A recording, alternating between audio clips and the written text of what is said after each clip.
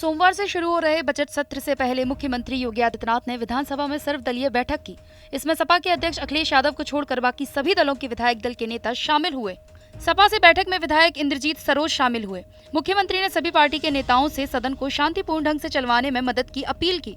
UP विधानसभा का budget सत्र 6 दिन चलेगा। 23 मई से बजट सत्र शुरू होगा। राज्यपाल आनंदीबेन पटेल के अभिभाषण से सत्र की शुरुआत होगी।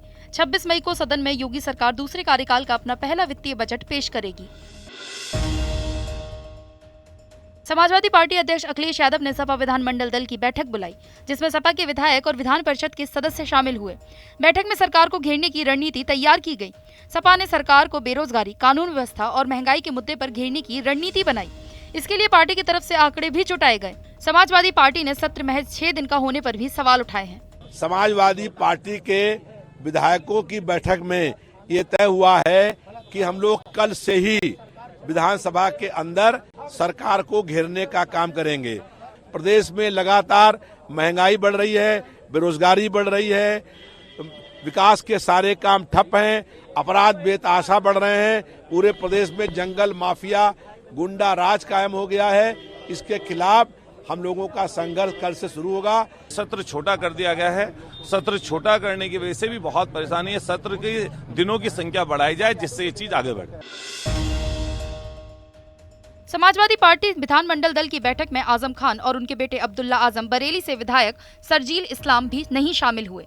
सपा की ओर से कहा गया कि आजम नाराज नहीं है और कल विधानसभा सत्र में शामिल होंगे और अखिलेश यादव के साथ सदन में उनके बगल में ही बैठेंगे। आजम ने ये भी कहा कि वो किसी से नाराज नहीं है और विधानसभा सत्र में शामिल होंगे। समाजवादी पार्टी के विधायक पूर्व मंत्री आजम खान साहब और उनके बेटे अब्दुल्ला, दोनों लोग कल विधानसभा के सत्र में मौजूद रहेंगे और समाजवादी पार्टी के तरफ से अपनी बात कहने का काम करेंगे। हाँ, उनकी सीट जो है अखिलेश यादव के बगल में आजम खान साहब की बाएं तरफ आजम खान साहब की सीट है और दाएं तरफ मेरी सीट है। आपकी कुर्सी चर्चा ये है कि अखिलेश जी के बराबर में पड़ी हुई है, तो क्या जो नाराजगी चल रही है, जिस तरह की चर्चा है, वो नाराजगी अखिलेश जी खत्म कर रहे हैं? क्या कहना चाहेंगे? आपसे ही ये सूचना मिल रही है नाराजगी की। मुझे तो कोई वजह समझ में नहीं आती।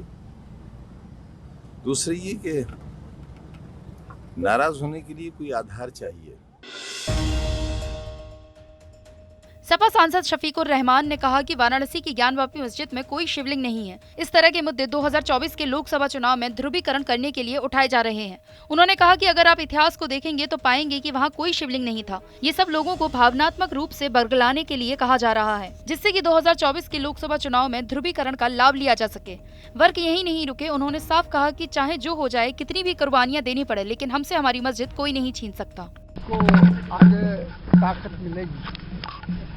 वर्क का सवाल एक ये भी है कि आजम साहब अब जेल से रिहा हो गए हैं। क्या आपको लगता है कि ये मौजू कितना फायदेमंद आप लोगों के लिए रहेगा?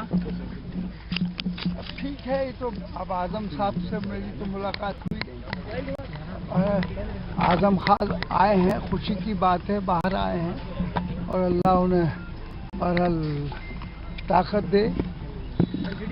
हम तो यही कह सकते हैं। बहरहाल हम तो समाजवादी के साथ हैं, अखिलेश यादव जी के साथ हैं। समाजवादी पार्टी पे आरोप ये भी लगा कि आजम साहब की इतनी मदद होनी चाहिए थी, उतनी मदद नहीं की गई। नहीं, ऐसी बात नहीं है। अब आरोप लगाने के लिए कोई कुछ भी आरोप लगा दे, लेकिन ये बात नहीं है कि साहब वो जो मदद कर सकते थे उन्होंने की है मदद। कुछ नाराजगी की खबरें आई कि नाराज हैं आजम खान साहब। ये मैं नहीं कह सकता, मेरी उनसे बात नहीं है। केंद्र सरकार के पेट्रोल डीजल पर एक्साइज ड्यूटी कम करने के फैसले का सीएम योगी ने स्वागत किया। केंद्र सरकार ने शनिवार को पेट्रोल और डीजल पर 8 रुपए और 6 रुपए एक्साइज ड्यूटी कम करने का ऐलान किया था। सीएम योगी ने फैसले का स्वागत किया है। सीएम योगी ने कहा कि पीएम मोदी के नेतृत्व में केंद्र सरकार ने जनहित में जो पेट्रोल पर 8 रुपए प्रति लीटर और डीजल पर 6 रुपए प्रति लीटर एक्साइज ड्यूटी कम की है, उससे समाज के हर वर्ग को फायदा मिलेगा। आदरणीय प्रधानमंत्री जी के द्वारा डीजल और पेट्रोल के दाम पे एक्साइज ड्यूटी कम करने का लाभ पूरे देशवासियों को प्राप्त होगा। एक असाधारण सी स्थिति में जब दुनिया के अंदर रूस और यूक्रेन के युद्ध के परिणाम स्वरूप महंगाई बढ़ोतरी की ओर है, उस समय आदरणीय प्रधानमंत्री जी द्वारा देश के गरीबों और समाज के प्रत्येक तबके के हितों को ध्यान में रखकर महंगाई पर प्रभावी रोक लगाने के लिए 6 महीने के अंदर 2 बार एक्साइज ड्यूटी पर भारी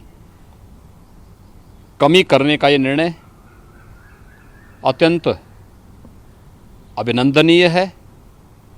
मैं प्रदेशवासियों की ओर से आदरणीय प्रधानमंत्री जी का हृदय से आभार व्यक्त करता हूं। सरकारी योजनाओं का फायदा अपात्र लोगों के उठाने के खुलासे होने के बाद सरकार और प्रशासन हरकत में आ गई है। सहारनपुर में भी प्रशासन मुस्तैद हो गया। इस कड़ी में सहारनपुर में कांशीराम कॉलोनी के 130 मकानों की जांच के लिए प्रशासन ने मुहिम चलाई और एक मकान की जांच की कि मकान पाने वाले पात्र वैध हैं या नहीं। सहारनपुर प्रशासन को सूचना यहां तक थी कि किसी ने अपने आवंटित मकान को किराए पर दे दिया है और खुद कहीं और रह रहा है। जांच के लिए नोडल अधिकारी के साथ पुलिसकर्मी भी मौजूद रहे। आज कांशीराम जिलाधिकारी महोदय के निर्देशों के अनुसार आज हम लोग 130 मकानों की जांच मुझे मिली है, इनका मौके पर सत्यापन किया जाना है, जिसमें हम जांच अभी पूरी नहीं कर पाए। कम से कम 25-30 जांच हुई हैं, जिसमें काफ़ी लोग अवैध हैं, जिसका मौके पर सत्यापन किया जाए तो वो मिल नहीं रहे हैं। बाकी कुछ वैध भी हैं, तो ये फाइनली रिपोर्ट आने के बाद ही हम आपको सारी चीज़ें बता सकते हैं। योगी सरकार के दूसरे कार्यकाल में बुलडोजर लगातार गरज रहा है। शहर शहर अतिक्रमण और अवैध कब्जों को हटाने के लिए प्रशासन की मुहिम लगातार जारी है। इस कड़ी में रविवार को भी योगी सरकार का बुलडोजर अवैध कब्जों पर जमकर चला। बरेली जिले के प्रेमनगर थाना क्षेत्र के डीडीपुरम में नगर निगम की टीम अवैध कब्जा हटाने गई तो बाराबंकी में भी प्रशासन रोड किनारे अतिक्रमण को हटाया गया। बाराबंकी में टीम को वकीलों के विरोध का सामना भी करना पड़ा। बाराबंकी के लखनऊ और अयोध्या रोड के किनारे वकीलों ने अस्थायी रूप से सड़क किनारे चैम्बर बना रखे थे। आजमगढ़ पुलिस को एक बड़ी सफलता हाथ लगी। पुलिस ने मुठभेड़ में गुडलक हत्याकांड के मुख्य आरोपी अंकुश उर्फ डॉन गिरफ्तार किया है। अंकुश ने अपने साथियों के साथ मिलकर 16 मई की रात गुडलक पर ताबड़तोड़ गोलियां बरसाकर की थी हत्या। पुलिस ने शनिवार को हत्या का खुलासा करते हुए 3 अन्य आरोपियों को गिरफ्तार कर जेल भेज दिया। इसी कड़ी में रविवार को पुलिस मुठभेड़ में हत्या का मुख्य आरोपी गोली लगने से घायल हो गया, जिसके बाद से असला और कारतूस बरामद किए गए। अभी भी हत्याकांड में शामिल 5 लोग पुलिस की गिरफ्त से दूर हैं। केदारनाथ यात्रा के दौरान केदारनाथ पैदल मार्ग में भारी गंदगी फैली हुई है, जिस कारण तीर्थयात्रियों को काफी दिक्कतों का सामना करना पड़ रहा है। 4 धाम यात्रा को लेकर आयोजित बैठक के दौरान जिला पंचायत अध्यक्ष अमरदेव शाह ने पर्यटन मंत्री सतपाल महाराज को केदारनाथ पैदल मार्ग में फैली अव्यवस्थाओं की शिकायत की। उन्होंने कहा कि पैदल मार्ग में चारों ओर गंदगी फैली होने से तीर्थयात्री खासे परेशान हैं। पर्यटन मंत्री सतपाल महाराज ने कहा कि सुलभ इंटरनेशनल को सफाई व्यवस्था में सुधार लाने के निर्देश दिए गए हैं। यदि ऐसा नहीं किया जाता है तो सुलभ इंटरनेशनल के खिलाफ कठोर कार्रवाई अमल में लाई जाएगी। साथ ही उन्होंने अधिकारियों को हर समय फोन ऑन रखने को कहा और जनप्रतिनिधियों और जनता के फोन रिसीव करने को कहा है। यदि कोई अधिकारी जनप्रतिनिधि और जनता के फोन नहीं उठाता तो उसके खिलाफ भी कार्रवाई की जाएगी। बहुत सारी दिक्कतें मुझे लगी हैं, जैसे वहाँ पे हमारी जो सफाई व्यवस्था है तो वो बिल्कुल भी ठीक नहीं है। सफाई व्यवस्था पे मेरा सबसे बड़ा सवाल ये है कि जो कूड़ा एकत्रित हो रहा है वो एकत्रित नहीं हो पा रहा है, जिसका हमारा क्या है कि सबसे बड़ा है सफाई अभियान, क्योंकि अगर सफाई नहीं रहेगी तो चाहे बाहर का यात्री हो चाहे जनपद का हो, किसी को भी सुविधाएँ नहीं मिलेंगी। तो कूड़ा जहाँ तहाँ फैला है और जो हमारे सुलभ वाले वहाँ पे कर्मचारी हैं वो मुझे बिल्कुल भी दिखे नहीं, क्योंकि जो मंदिर परिसर में हैं वो तो हैं, लेकिन जो रास्ते में हैं जहाँ ज़्यादा गंदगी है, जैसे घोड़े खच्चर चल रहे हैं और हमारे जो घोड़े की लीद है और उसमें बारिश भी हो रही, तो वो सब मिक्स होके वो ऐसा लग रहा है कि उसमें फिसलन हो रही है, तो काफ़ी दिक्कतें वहाँ पे हो रही हैं। इसके लिए मैंने हिदायत दी है और जिला पंचायत अध्यक्षा जी ने बात कही है, और इसके साथ साथ सबसे बड़ी हिदायत मैंने ये दी है कि मोबाइल फ़ोन को उठाएँ, क्योंकि बहुत से अधिकारी जो है मोबाइल फ़ोन को ऑफ कर देते हैं। तो हमने हिदायत दी है कि लोगों की बात को सुने, समस्या को सुने, उसका निदान करें, और ये हिदायत दी है कि मोबाइल फ़ोन अगर आप उठा नहीं सकते हैं तो कॉल बैक करें। तो इसकी इंस्ट्रक्शंस जो हैं सभी अधिकारियों को दे दिए गए।